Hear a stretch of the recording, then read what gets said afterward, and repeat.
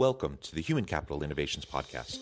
We're your source for personal, professional, and organizational growth and development, where we share original research, explore industry trends, and interview executives and thought leaders from across the globe. We hope you join us often for practitioner-oriented content around all things related to leadership, HR, talent management, organizational development, and change management. Maximize your personal and organizational potential with Human Capital Innovations Podcast. Do you enjoy the Human Capital Innovations Podcast? Please subscribe, leave a review, comment, share, and consider supporting the podcast on Patreon, even at the producer and sponsorship levels.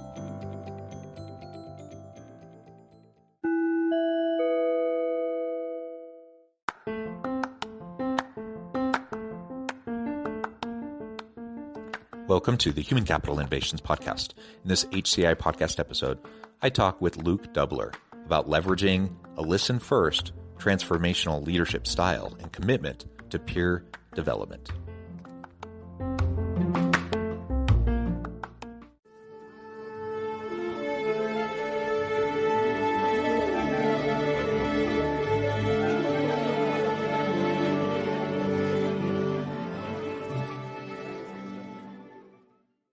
Luke Doubler, welcome to the Human Capital Innovations Podcast.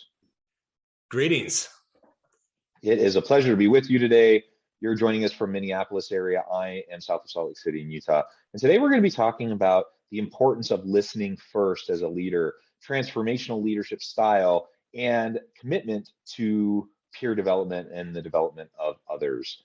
All of these components, I think, are just foundational and essential to good leadership. So we're going to be unpacking that and exploring that together. And we're going to do that all from the framing and the context of your work in the recruitment world. So I think there's going to be a lot of fun things to tackle and discuss as we dive into this together. As we get started, I just wanted to share Luke's bio with everybody. As a founder of the rapidly growing and uniquely innovative premier search firm Recruiter Central, Luke Doubler and his team provide placements for critical job openings, work with experts to train their teams, and are a source of consistent and engaging content to raise recruitment acumen. Luke saw a need for innovation in the recruitment world and founded Recruiter Central with a passion to combine the best in training, technology, and recruiting. Recruiter Central helps many of the Fortune 50 companies hire the talent they need to continue their vast success and find candidates that other recruiters can't. And I'll let you talk a little bit more about Recruiter Central here in just a moment, Luke. But is there anything else about yourself, your background, your personal context that you would like listeners to know before we dive on into the conversation further? You know, John, I'm an avid follower of your podcast. And I guess if someone wants to know anything about me, and that is, you know, life is an amazing experience, and it's really too short not to be learning something every day. So I appreciate those who their journey is giving back, specifically, you know, learning, sharing their experiences. You know, you are what you put into your career, and there's so much to learn out there. And things like podcasts are such a free and accessible way for people to learn and grow in their career and add value to whatever it is that they want to dedicate their life to. So I just wanted to thank you for what you do. Well, thank you. And thank you for joining me and being willing to give of your time so freely and to share your insights and your experience with me and my listeners. All right, so as we get started, why don't you tell us first just a little bit more about Recruiter Central, what you're trying to accomplish there, really why you started down that path, and then we can zoom out a little bit and talk more about some of these leadership topics. Sure. So Recruiter Central is an executive search firm. We're located here in Minneapolis, Minnesota. We have 12 people on my team right now. At Recruiter Central, we fill difficult jobs. And so our clients range from the companies in the Fortune 50 to smaller companies as large as 10 to 20. Companies come to us at Recruiter Central when they're unable to find the talent they need to fill a job. So generally, we're that other lever that you pull if a job posting isn't working, if you need us to partner above and beyond your internal recruiting team to find that uniquely qualified important person for that job opening. We've been in business for 5 years. Prior to that, I was an executive recruiter at Minneapolis-based Target Corporation. And then prior to that, I was with Cargill, one of the largest privately held companies in the world. Experiences and definitely a big need in the recruitment space, especially right now. It is just so challenging for firms to get. It's a wild and crazy world, West, I imagine. Let me tell you. Maybe just give us a little bit of a, kind of a state of the industry, so to speak, in terms of what you're doing amidst this great resignation. And, trying to help firms find really great people is always challenging. And there's shortages in lots of industries, and that's already been the case. But now it's just, heightened levels of challenge, I think. Right. So I'm 41 years old. I've been in the recruiting business for almost 20 years. And this is a period unlike anything, certainly in my lifetime. You're right. This is the period of post-COVID, hopefully, great resignation time. What that means in many ways is this is very much a candidate market. Candidates have employers coming at them generally left and right, from candidates with little to no skill set all the way up to executives. Never before have we seen more job openings with fewer candidates. And you look across the board, there's really no industry that isn't impacted by the lack of talent that is out there. And it's really having profound impacts on our economy right now. You look at most companies when they talk about their reporting, their financial reporting, almost without a doubt, they're referencing supply chain issues, they're referencing worker issues. And really it comes down to the lack of hands-on individuals across the organization that are able to fulfill the company's purpose. So, we have candidates that, some of the candidates that we recruit, they're getting 5, 10, 15 recruiter inquiries a week. Most times when we get to offers, we are facing 1, 2, 3 counter offers. It's crazy right now what employers are doing to counter that in terms of compensation, total employment, work-life balance. You're seeing employers being they've uniquely evolved to adjust to the demands of this time. And everybody's trying to scramble to figure out what's going on in terms of what is the best. And I don't think any particular one company has really figured out how to do this in terms of overall recruiting and retention. But, it's a battle, and it's on right now. And the battle for high quality talent has never been hotter.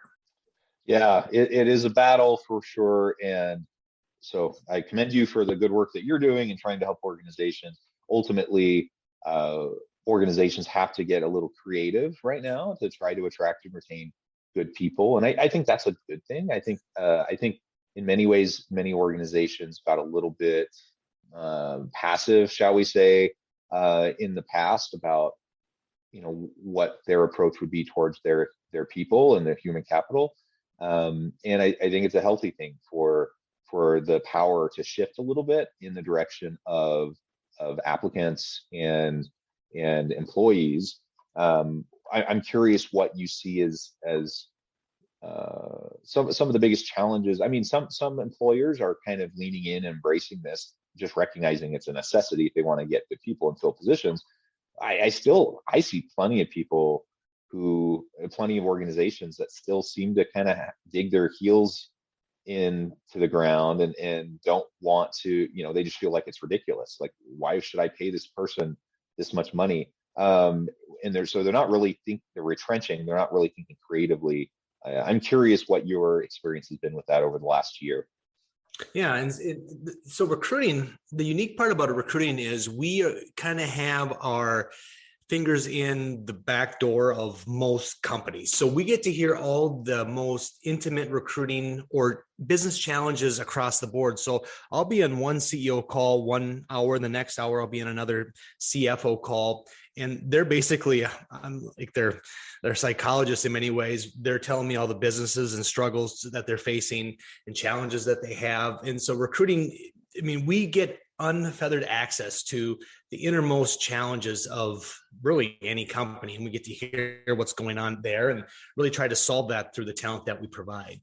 And so really the companies that are doing it the best right now are the ones that, one, are listening to what their employees are telling them. It may or may not be just a compensation issue. A lot of times when people leave, the assumption is, well, they're looking for more money. As a recruiter, I can assure you that that often isn't the case. What is it? What is your thing? What is it that drives you? What are you looking for? What's your grievances? And people don't always leave companies just for compensation. It could be a whole host of things. And as a recruiter, our job is just to listen. Why'd you take my call today? What are you looking for? What gets you out of bed in the morning? What drives you in your career? And the minority question is money. If it really is money, well, is that really it? And there's certainly professions that have that, and that could be. But it's those employers that are turning around and listening to what the employees are telling them. And I could give a lot of specific examples, but that's kind of the general theme that we're finding what works the best around employee retention. And so it's led from the top down, the C-level down, but one, it's listening to the employees and then making some sort of implementation of what they're saying.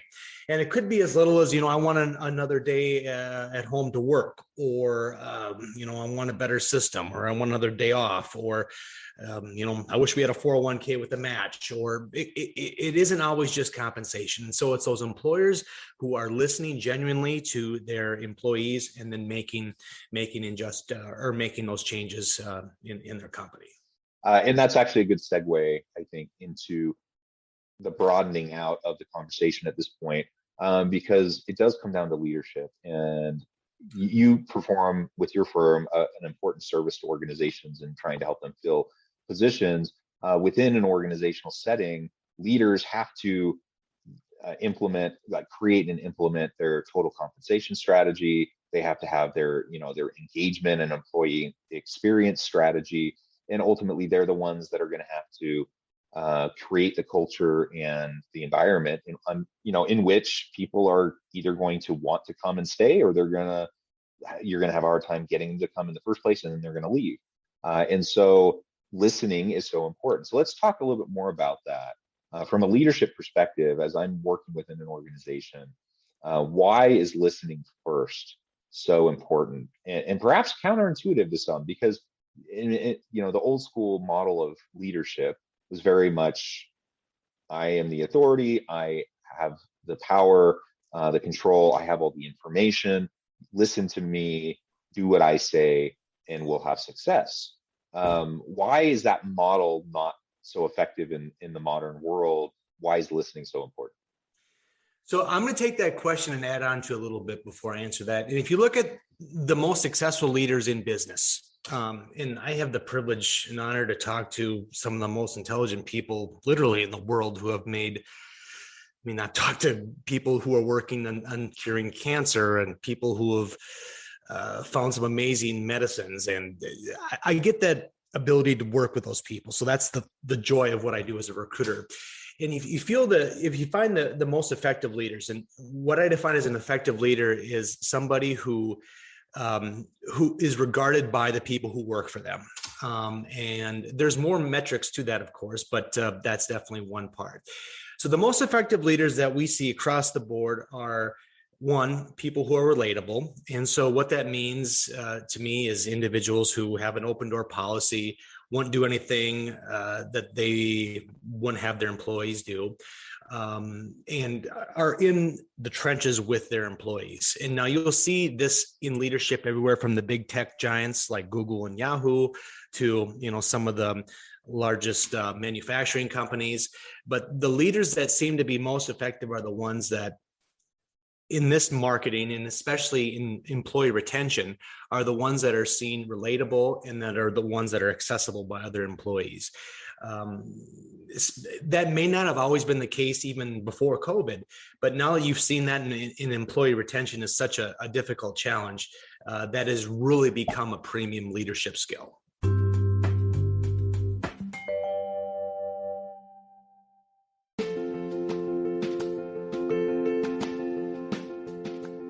Check out my new book, The Future Leader, creating and transforming next-gen organizations.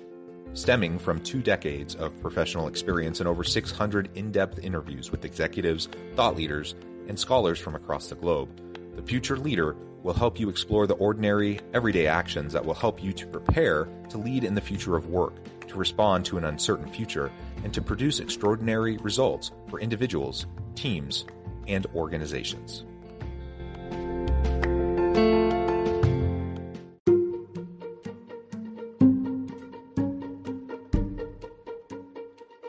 Welcome to the Human Capital Innovations Academy. Courses, micro-credentials, and certificates to upskill and reskill for the future of work. All HCI Academy courses, micro-credentials, and certificates are designed, developed, and delivered by award-winning and internationally renowned scholars, educators, thought leaders, executives, and practitioners. Our courses, micro-credentials, and certificates will help you make your mark on the future of work and make an immediate impact in your organizations. Check out the HCI Academy and our many course offerings and certificates to upskill and reskill for the future of work.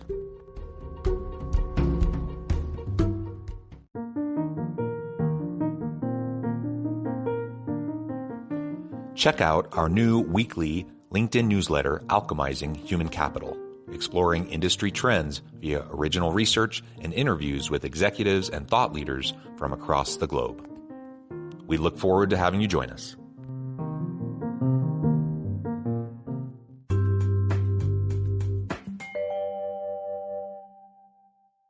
Without it, inevitably, you're just going to have blind spots. The reality is we just can't know everything as a leader. We're often disconnected, where the rubber meets the road in those interfaces and interactions with the customer.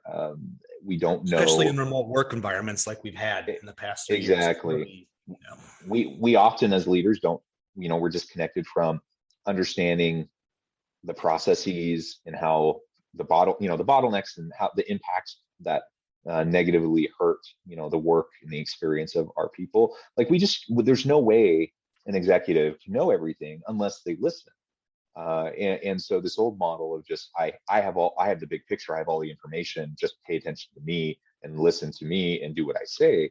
It simply doesn't work. It can't work because nobody believes that. Nobody believes that they have all the information or that they understand. And in fact, in many cases, line workers, when that is the approach, they just flat out distrust it. They don't believe that their leaders actually have their best intentions in mind and whatnot. And so we just have to get beyond that. We have to listen.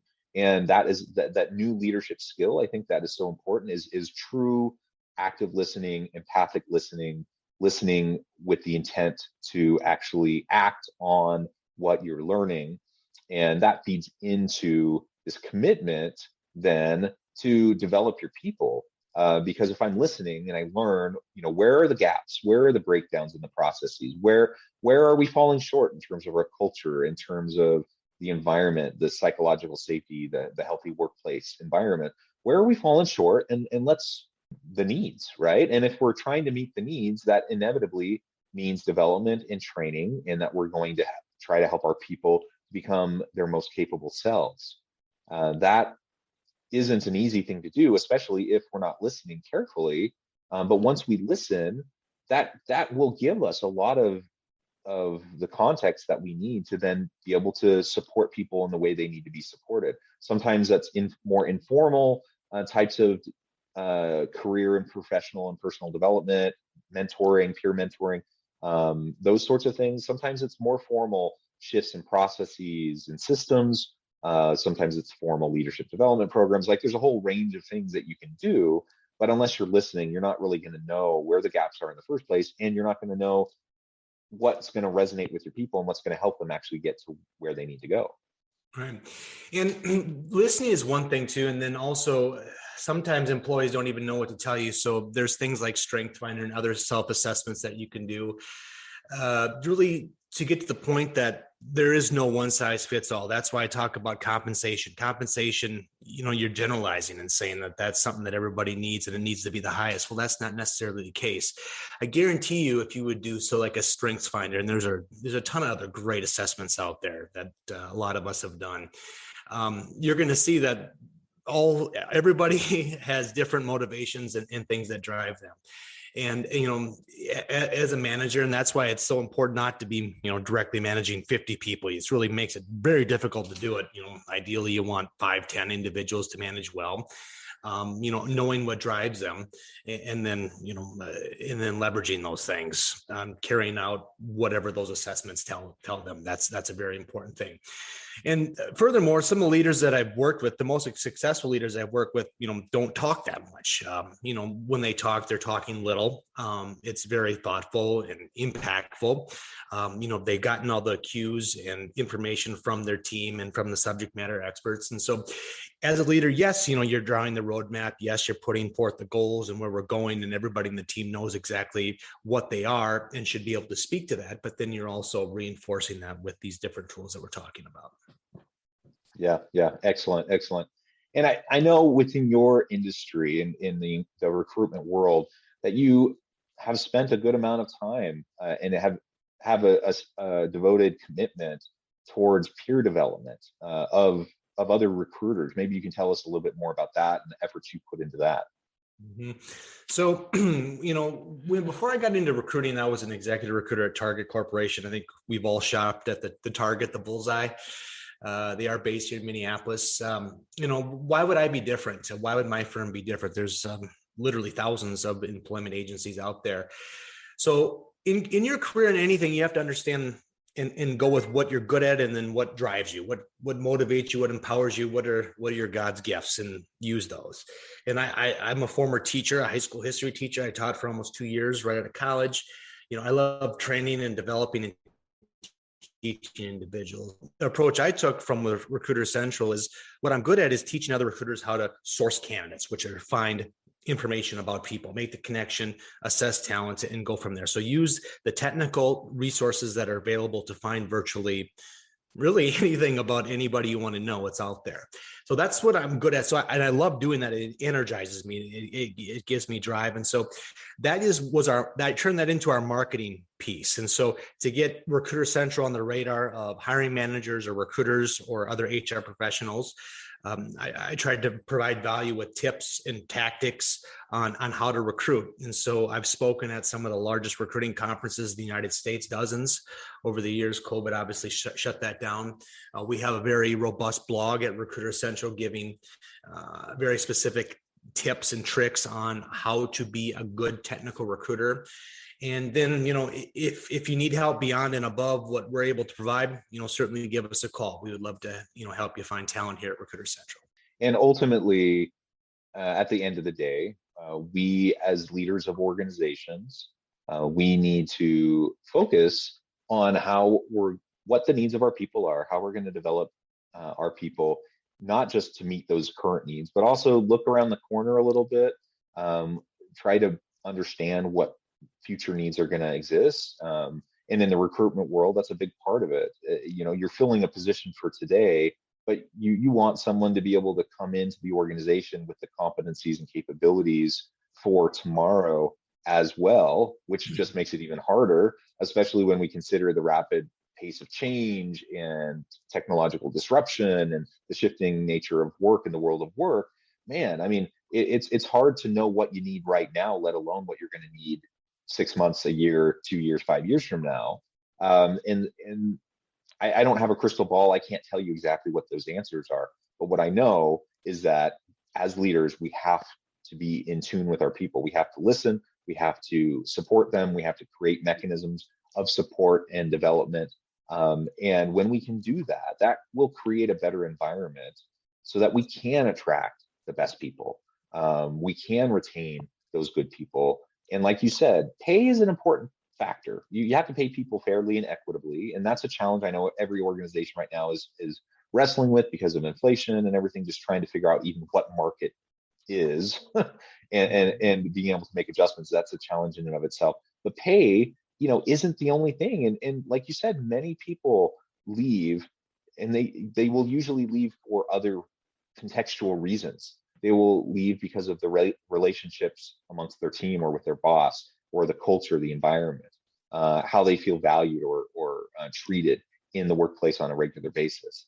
flexibility components, and all these different contextual factors. Those are what's really going to matter ultimately. And the only way we'll know what's salient and relevant to our people is to listen to them and recognize that each person has individual preferences. When we can do that, when we can couple that with our recruitment efforts, we're going to be in much better shape to attract and retain great people. Mm-hmm. Yeah. And, as recruiters, we're on the phone all day talking with individuals, and the candidates really just want to have someone to talk to and really often just hear their grievances. At Recruiter Central, one of the things that makes us way different is we're not just looking to fill a job.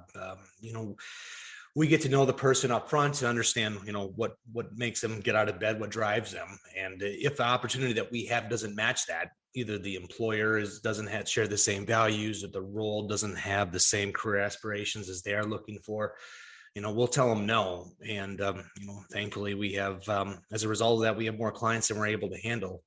Thank God. But that's the approach we take. Life is too short to work at an employer you don't like. It really is. And now is better time than ever, if you're unhappy for various reasons, to sample the waters, certainly. So yeah, definitely take a look at that. And another one in your podcast, you talked about mentors, and that was I want to spend a little bit of time talking about mentors, because that was a really awakening for me. And I forget who it was about 5 or 6 podcasts ago, you had talked about mentors. And, I grew up with mentors, and I cared for them. They're good people, but looking back, they were mentoring me for the wrong thing. They were mentoring me for, in-house corporate America, upper management type roles. And, they never asked me what did I really want? The assumption was, well, you just want to continue up the corporate ladder. Well, no, that's really never what I wanted at all. And they're all good people and they're doing their best. But, as a business owner, I own several businesses. My wife has a big blog. My approach now is show me what you've done first, and then I'm going to listen to what you've done. I need to make sure that the mentor is mentoring you to the place you want to go, is I guess the biggest thing I would say about that. Yeah, that is a very, very important point. Well, Luke, this has just been a real pleasure. I know at the time it has flown by. I need to let you go here in just a minute.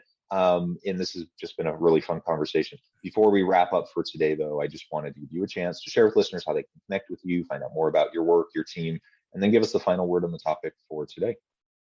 You bet. So again, my name is Luke Doubler, last name spelled Doubler. I am the owner of Recruiter Central. You can find us at recruitercentral.io. You can connect with me on LinkedIn, would be the best place to connect with me. In closing, I would say each one of you was born with beautiful gifts given to you, and life is a blessing. It's your responsibility with those gifts to fully maximize those, and whatever that may be, that's going to be your own path. But every day it's your responsibility to find out how to best maximize those gifts that were given to you. And listening to podcasts, definitely working with people who are smarter and more successful than you is definitely the right direction that you should go. Amen. Well said, Luke. It has been a pleasure. I encourage listeners to reach out, get connected, find out more about what Luke and his team can do for you. And as always, I hope everyone can stay healthy and safe, that you find meaning and purpose at work each and every day. And I hope you all have a great week.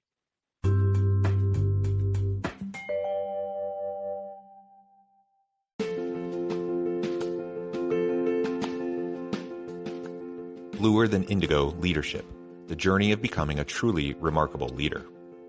Early in my adult life, I learned about an Asian proverb that translates as bluer than indigo. If you think about the color indigo, it is a brilliant, deep, and vibrant blue, what some would call the bluest of blues.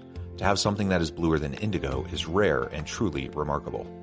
Contrary to popular myth, there is no one-size-fits-all or cookie-cutter approach to effective leadership. There is no silver bullet, no secret sauce, no go-to model that will solve all of your problems. The truth is, great leaders have all had their unique strengths and flaws, and have all had to discover and then pave their own distinctive path in their life's journey to fulfill their leadership potential. Bluer Than Indigo Leadership will help you discover your own path and explore those ordinary, everyday actions that will help you respond to an uncertain future and produce extraordinary results for your individuals, teams, and organizations.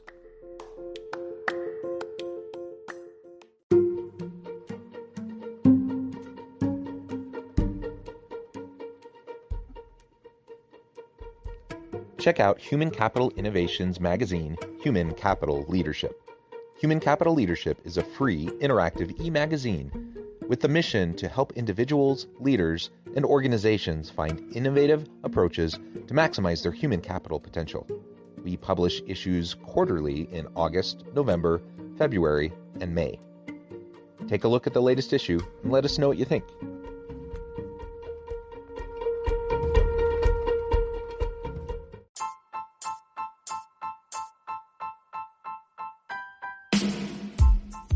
The alchemy of truly remarkable leadership. Ordinary, everyday actions that produce extraordinary results. Consider how the nature of work has shifted over the past 50 years. With increased globalization, rapid technological advancement, and the shift in economic composition, the average job of today looks very different than the average job of 50 years ago. What will the jobs and organizations of tomorrow look like? Moreover, what does this all mean for organizational leaders? What are the core competencies and capabilities of organizations and their leadership that are prepared for continued disruption and geopolitical and socioeconomic shifts? Regardless of what the future holds, increasingly, leaders need to be socially minded, data-driven, decisive, champions of talent, and disruptors of the traditional notions of leadership, teams, organizations, and work. The alchemy of truly remarkable leadership will help you to explore your own leadership competencies and capabilities and consider ways to apply and implement them into your workplace and personal life.